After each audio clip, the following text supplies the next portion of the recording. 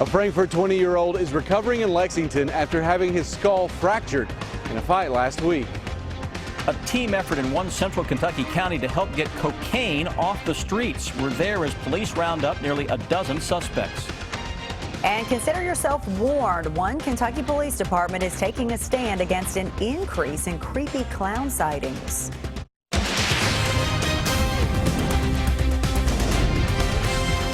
This is WKYT News at 5. Good evening to you. A fight outside a college fraternity house leaves a Frankfort man in critical condition. 20-year-old Corey Johnson went to visit friends at Western Kentucky University over the weekend. Friends say Johnson got into an argument and was beaten so badly that he is now at UK Hospital in critical condition. Victor Puente talked with Johnson's friend about his recovery. It's our top story at 5. Tell me today is the first day they've gotten any good news about Corey Johnson's friends tell me today is the first day they've gotten any good news about his condition.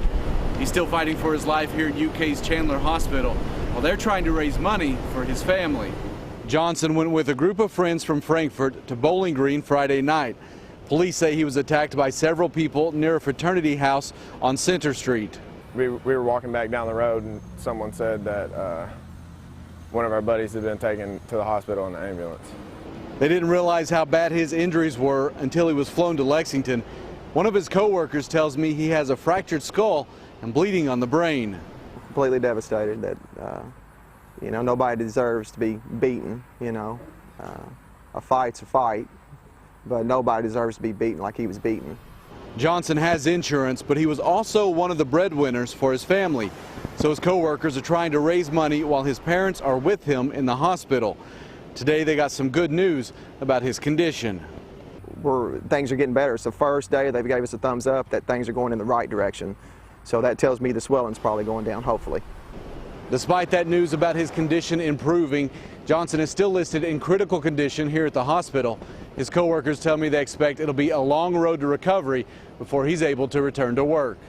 In Lexington, Victor Puente, WKYT. And Bowling Green police have said they plan on charging the people responsible with assault. So far, there have not been any arrests. A man accused of punching a 5-year-old who he was babysitting entered a not guilty plea this afternoon in court. Police charged 30-year-old Bradley Moore of Danville with felony criminal abuse. Police say that earlier this month, Moore was babysitting the child while his mother was at work. When she came home, the 5-year-old was alone and she says covered in bruises and scratches. Moore turned himself in yesterday after police issued a warrant for his arrest. The city of Charlotte, North Carolina, on edge today after a night of violent protests that left about a dozen police officers injured. The unrest grew after the deadly shooting of a man Tuesday afternoon. Don Champion reports on what's happening now from Charlotte. That 43-year-old Keith Scott died after being shot by police in this Charlotte parking lot Tuesday is not being disputed.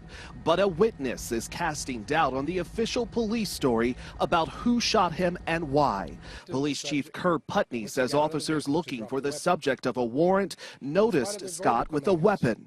Mr. Scott, as I said, exited his vehicle armed with a handgun as the officers continued to yell at him to drop it.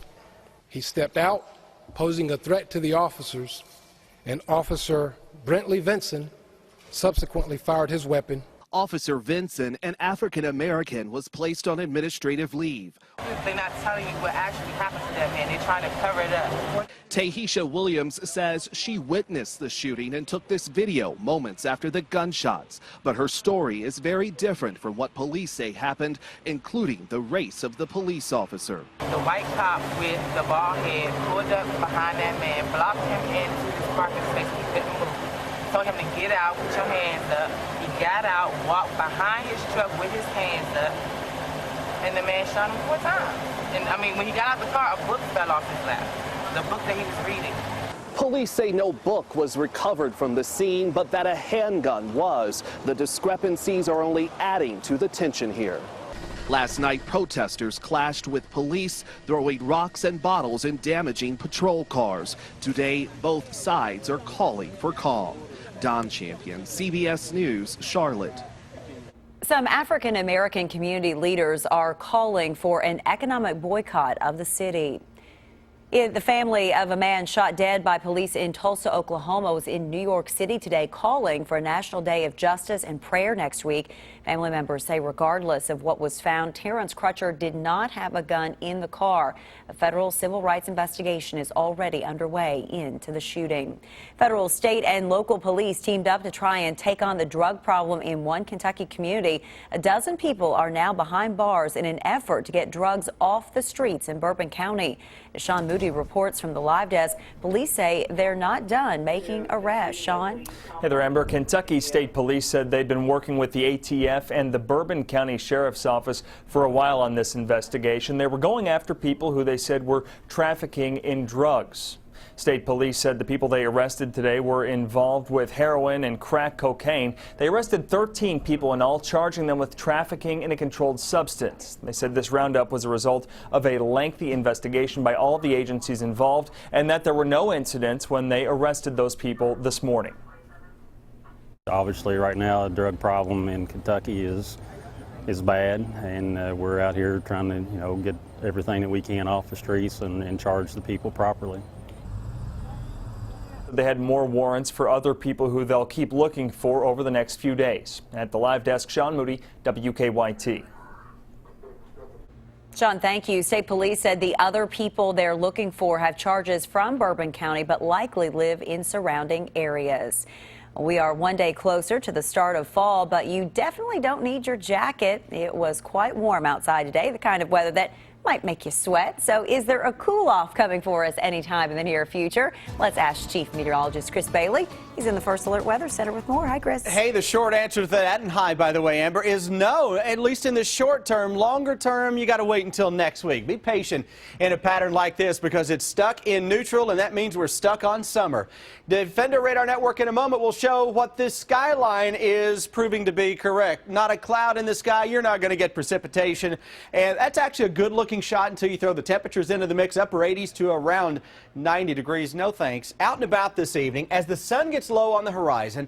Dry air that heats up quickly into the afternoon cools down quickly as the sun sets. So a quick drop in thermometers towards 70 by 9 and mid 60s as we head toward the 11 o'clock hour. It will feel nice after the sunset. And again, dry air will carry us right on through the rest of the evening. Here is your Defender Radar Network. Nothing across central and eastern Kentucky, really nothing across the entire region. This pattern with high pressure on top of the Mississippi Valley keeping everything kind of stuck in place. So cold front to our north and northwest going to hang there. Area of low pressure to our east continues to sit and spin. Summertime rolls on as it feels the part of August minus the humidity.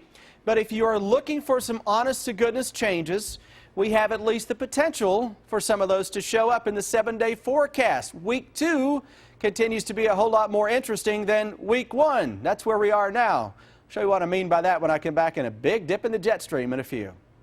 The Laurel County Sheriff's Office is now asking for help trying to find a man who they say attacked the mother of his child. That tops our county-by-county coverage. WKYT talked with the victim of the family on Monday. They tell us that the 36-year-old victim was dragged off into the woods last Friday and beaten with a bat. Today, police identified 42-year-old David Stewart as a suspect in the case. They're trying to find Stewart. He's also wanted a warrant for criminal trespassing, second degree, and stalking. In Boyle County, police took nearly $1,600 worth of meth, they say, off the streets. Sheriff's deputies went to a home on Wilderness Road for a drug investigation. Inside, deputies say they found about 20 grams of crystal meth, more than $1,000 in cash, digital scales, and other drug paraphernalia. They arrested Bradley Elder and William Wethington. Elder was charged with drug trafficking, carrying a concealed deadly weapon, and evidence tampering. Wethington was charged with possession of a controlled substance, drug paraphernalia, and promoting contraband. In addition, police say Wethington had 8 active warrants out for his arrest. In Knox County, police are issuing a warning after getting several clown complaints. The Barberville Police Department put a message on Facebook advising against people dressing as clowns in public areas. They said while dressing up as a clown is not against the law, creating an unnecessary sense of alarm is illegal. And there have been an increase in the number of clown sightings in Kentucky. Dozens of you have posted photos on our WKYT Facebook page. The Barberville Police Department also pointed out that assaulting, shooting, or attacking someone simply because they're wearing a costume can lead to criminal charges. Flu season hasn't hit full swing, but medical officials say the time is now to keep from getting sick. Now officials here in Lexington are helping people getting an early jump on the flu. And a new study says that smoking may not just be harmful for your lungs, it can actually damage your DNA. The details coming up in Better Living. Your hour-by-hour forecast with Chief Meteorologist Chris Bailey. Temperatures out there this afternoon into the upper 80s to around 90 degrees. The steam just rolls on. It's minus the humidity. I'm kind of in the habit of calling it steamy just because I like that. We'll call it toasty. That's going to be the trend over the next few days, minus the typical summertime humidity. Look at the toasty temperatures, mid and upper 80s to right at 90 into parts of central and eastern Kentucky. I'll give September one thing. It is absolutely bringing it in terms of the hot weather. This is the time of year we start to think fall. Mother Nature is just not in a fall mood right now. We look outside Defender Radar Network, nothing across Kentucky, nothing across the Ohio Valley, even into the deep south. Pattern as it's kind of stuck on summer. SOS. We go through the day tomorrow. SOS, upper 80s to around 90 with a partly cloudy sky that will be noted across the entire area. Next 3 days, can you find a little change in there? No, no, no. Maybe that's what I should put on there instead of a threat of none. No threat. How about just no, no, no? Because no changes will show up. And that bodes well for high school football fans on Friday evening. Going to be a little on the toasty side around kickoff, but as soon as that sun sets, we're going to drop it quickly toward the low 70s. So a mild evening. But unlike this past Friday when a lot of games were postponed because of lightning, not going to be the case coming up this Friday. Hour by hour. It's updated from the last hour when we talked to you, but I can guarantee you I'm not going to show you anything different, even with a brand new version of this compared to what you looked at an hour ago. But you know what? That's the whole theme of the forecast, is that nothing in the short term is changing. Look at your Saturday. Got some plans on Saturday? There is a weak front that tries its very best to get in here from the northeast, kind of a backdoor front. We were sharing you that pattern over the past few days, but it continues to only get to about northeastern Kentucky and put the brakes on.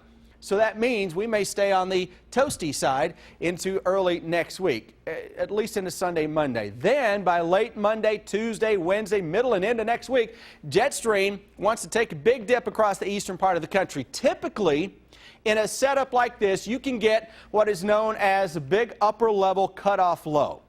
So our pattern that is right now stuck in place with a hot weather pattern next week may be stuck in place for a different reason, and one that can trend cooler and wetter. But keep in mind, models will struggle with this type of a setup as always. So right now we're kind of giving you a clue as to what may happen as we go into next week with some bigger changes that appear to be lurking. At this point, anything that is a change is going to be bigger than what we have with no change through the early part of the weekend. Next week, guys, there is a chance now for the middle and into next week that 70 that I have is optimistic for a high. So there may be some real deal chill waiting in the wings before next week is over. Finally, some fall weather, right? I think so. But you know what? It's the end of September at that point. It should be getting fall. Yeah. Huh? And it's also all over the place. So what's new in Kentucky, right? That's pretty much Kentucky weather in a nutshell. It's job security. There you go. Chris, We're glad you've got it. Well, the collision at Old Frankfort and the Circle has been cleared. We're monitoring that. It looks like traffic's doing okay to get past it for now. Heaviest traffic's on the outer loop around Leestown. That's not related to that crash. As far as drive times go to Winchester, 26 minutes. To Richmond, about 24 so far. Now back to the studio. The head of the company that makes EpiPens is defending the prices of their products. What some experts think this means for the future cost of a life-saving device. Here's a look at what's trending on WKYT.com. Our most viewed story, the creepy clown sightings across southern Kentucky. As we said a little earlier, we are receiving some pictures into our newsroom from across the area of clowns popping up in public places. Our second most viewed story, the discovery of a skimmer on a pump at a Richmond gas station. And in third, the arrest of a retired Kentucky vehicle enforcement officer in Woodford County on sex abuse charges. Bombing suspect Ahmed Rahami is now facing at least 10 federal charges, including use of a weapon of mass destruction and bombing a public place. According to a federal complaint, the 28-year-old U.S. citizen from Afghanistan bought bomb-making materials off eBay. Rahami is accused of bombings in Seaside Park, New Jersey and Manhattan over the weekend. He remains hospitalized with gunshot wounds following a shootout with police near his family's home in Elizabeth, New Jersey. The head of drug company Mylan is defending the cost for life-saving EpiPens, signaling the company has no plans to lower prices despite a public outcry. The House Oversight and Government Reform Committee is questioning CEO Heather Bresch about the pricing. And while testifying, she says that she believes Mylan has struck a balance between price and access to the drug.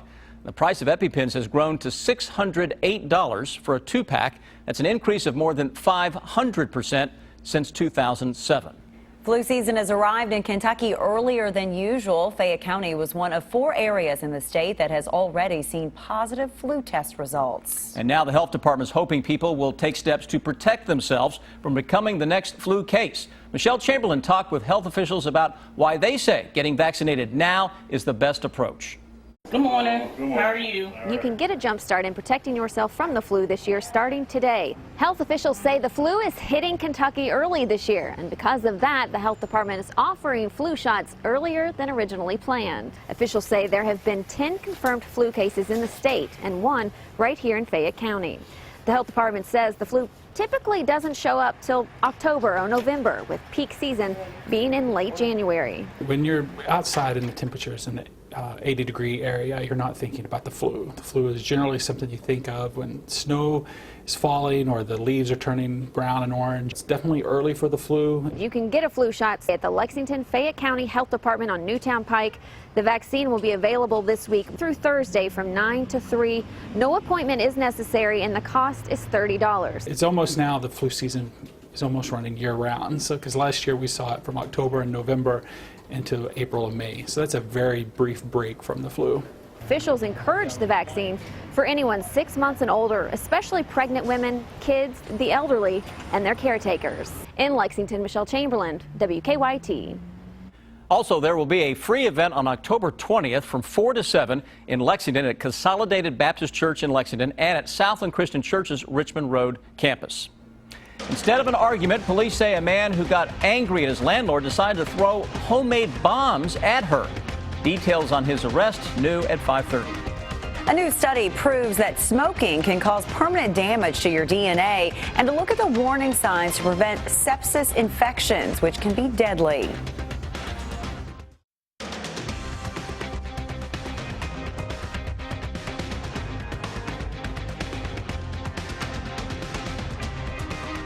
It is time now for Better Living, health, education, and consumer news that impacts your life. We begin with an important recall for parents. Evenflow is recalling nearly 30,000 booster seats.